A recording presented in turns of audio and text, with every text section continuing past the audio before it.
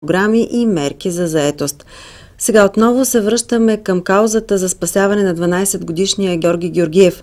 И Шуменския клуб за народни танци "Задявка" се включи в кампанията за набиране на средства за лечение на болното момче.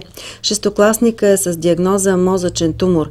Единственият шанс за момчето е скъпоструващо лечение в чужбина. Нужни са 50 000 евро, сума непосилна за родителите. Драмата на семейството обедини шуменци около каузата да спасят един детски живот. Членовете на клуб "Задявка" се включиха в кампанията с благотворителна репетиция.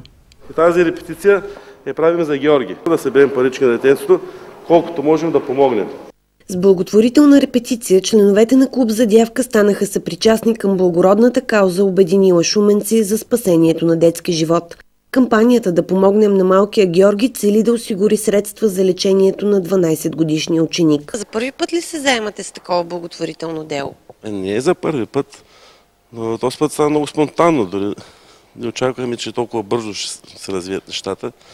Как ще призовете хората да отделят по нещо за детето? Най-лесно е с хорца да можем чрез българското да съберем средства за нашето българче Георги. Детето е със страшната диагноза мозъчен тумор. В България лекарите са безсилни и родителите търсят помощ в чужбина.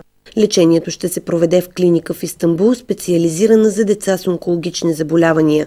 Вече е изготвена схема за лъче и химиотерапия.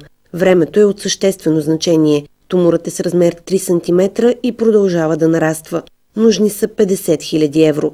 Семейството на момчето търси подкрепа от всеки, който иска и може да помогне. Община Шумен организира обществено обсъждане във връзка с изготвяне на общинския план